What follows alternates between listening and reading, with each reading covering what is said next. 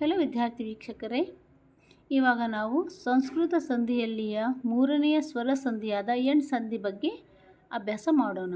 ಈಗಾಗಲೇ ನಾವು ಸಂಸ್ಕೃತ ಸಂಧಿಯಲ್ಲಿಯ ಎರಡು ಸಂಧಿಗಳಾದ ಸ್ವರ ಸಂಧಿಗಳು ಗುಣ ಮತ್ತು ಸವರ್ಣದ ಬಗ್ಗೆ ಅಭ್ಯಾಸ ಮಾಡಿದ್ದೇವೆ. ಇನ್ನು ಎಣ್ ಸಂಧಿ ನೋಡೋಣ. ಈ ಕಾರಗಳ ಸ್ಥಳದಲ್ಲಿ ಯಕಾರವು ಆದೇಶವಾಗುವುದು. ಉಕಾರಗಳ ಸ್ಥಳದಲ್ಲಿ ವಕಾರವು ಆದೇಶವಾಗುವುದು.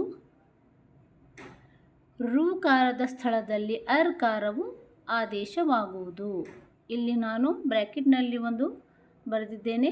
ನೆನಪಿನಲ್ಲಿ ಇಡಬೇಕಾದ ಅಂಶ, ನೇರವಾಗಿ ಯ ವ ರ ಬರುವುದಿಲ್ಲ, ಅವುಗಳ ಒತ್ತಕ್ಷರ ಬರುತ್ತವೆ. ಇದನ್ನು ನೆನಪಿಟ್ಕೊಳ್ಳಿ. ಯದ ಮತ್ತು ವದ ಮತ್ತು ರದ ಒತ್ತಕ್ಷರಗಳು ಬಂದು ಸಂಧಿಯಾಗುವ ಶಬ್ದಗಳು ಎಣ್ ಸಂಧಿ ಅಂತ ನೀವು ಖಚಿತಪಡೆದುಕೊಳ್ಳಿ.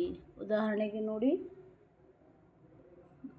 ಅತಿ ಪ್ಲಸ್ ಅಂತ ಅತ್ಯಂತ, ಇದನ್ನು ಕೂಡಿಸುವುದು ತಾನಾಗಿಯೇ ಬರುವುದು. ಅತ್ಯಂತ, ಇಲ್ಲಿ ಯದ ಒತ್ತಕ್ಷರ ಇದೆ. ಅತಿ ಪ್ಲಸ್ ಅಲ್ಪ ಅತ್ಯಲ್ಪ.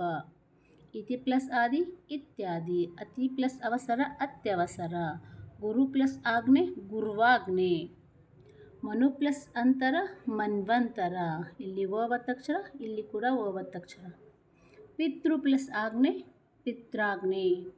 ಮಾತೃ ಪ್ಲಸ್ ಅಂಶ ಮಾತ್ರಾಂಶ. ಪಿತೃ ಪ್ಲಸ್ ಅರ್ಜಿತ ಪಿತ್ರಾರ್ಜಿತ. ಈ ರೀತಿ ನೋಡಿಕೊಳ್ಳಬಹುದು. ತುಂಬ ಸರಳವಾದ ಸಂಧಿ ಇದು.